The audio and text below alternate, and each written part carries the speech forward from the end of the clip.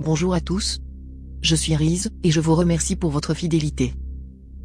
Je vais vous parler des prophéties du magazine The Economist pour l'année 2017. The Economist est un magazine directement lié à l'élite mondiale. Il est principalement détenu par la famille Rothschild, et son rédacteur en chef, un homme qui assiste régulièrement aux réunions du Bilderberg. Un groupe secret où les plus puissants de la planète planifient notre avenir, ou plutôt un club qui assure leur prospérité quelles que soient les conséquences. Les initiés connaissent la fameuse couverture de 1988, qui prédit l'effondrement du dollar et l'émergence d'une nouvelle monnaie mondiale, en 2018.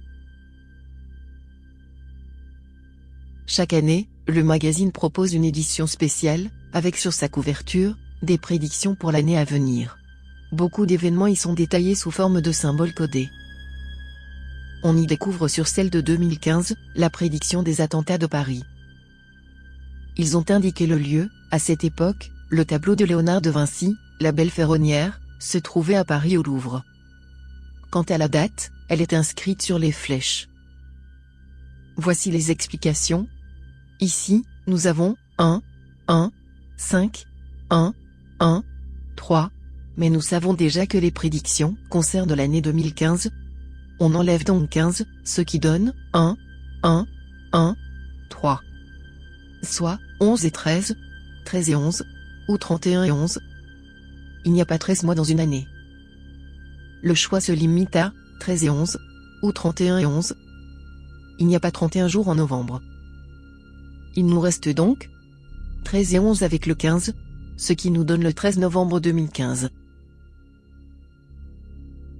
Regardez bien cette couverture, car je vais vous parler des prophéties du magazine pour l'année 2017.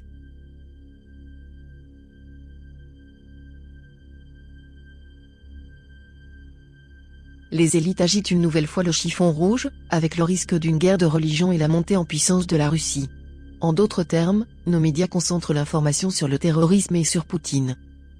Ici, on voit également la destruction brutale du Vatican, ce qui nous laisse entrevoir que le Saint-Siège pourrait subir une grave crise durant cette année.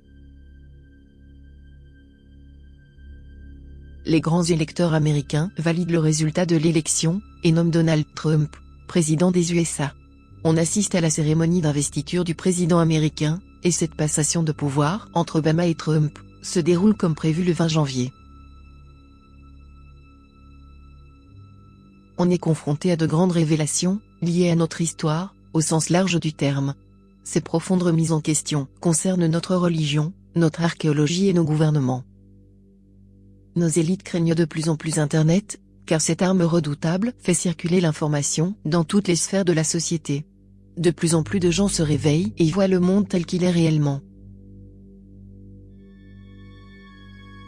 Le peuple européen prend conscience, grâce aux lanceurs d'alerte, qu'il est dupé de tous les côtés et dit « stop ».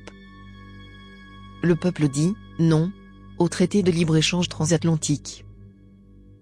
Non à l'accord de partenariat transpacifique. Non à l'Europe. Les citoyens utilisent leur seul recours, les urnes et font trembler l'Europe sans toutefois la faire imploser. En tout cas, pas cette année. Le monde connaît des heures sombres. Le champignon nucléaire fait peut-être référence au nombre important de victimes. Est-ce une catastrophe naturelle de type épidémie? Ou une catastrophe liée au climat? Ou même, s'agit-il d'une catastrophe qui engendre l'autre? La haute technologie, et on parle ici du numérique, connaît une spectaculaire avancée, notamment dans le domaine de l'impression 3D et de la réalité virtuelle. Gardez bien à l'esprit que cela va véritablement bouleverser la vie du grand public, et vous n'imaginez même pas à quel point. Les applications qui concernent les technologies en question n'ont aucune limite. Comme je vous l'ai dit précédemment, le peuple veut changer de monde, et utilise les urnes. On a une roue de la fortune qui s'arrête ici, pour Marine Le Pen, sur le soleil. Elle brille dans les élections présidentielles françaises. Soit elle est élue présidente de la République, soit elle finit deuxième, très proche de son adversaire. Dans tous les cas, elle figure au deuxième tour des élections. Pour la chancelière allemande, Angela Merkel, ça se passe moins bien, car elle était évincée de la scène politique lors des élections fédérales allemandes de 2017. Le troisième personnage concerne les Pays-Bas, un certain Geert Wilders, leader du parti d'extrême droite. Il est mis en avant ici, mais il semble que les résultats soient très improbables. Résultats serrés? Triche?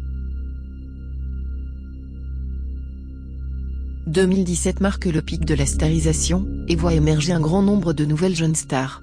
C'est indéniable, la réussite appartient à celui ou celle qui compte dans son réseau, le plus grand nombre de fans, et la tendance n'est pas prête de s'inverser. Merci à tous de m'avoir écouté, et je vous dis à bientôt.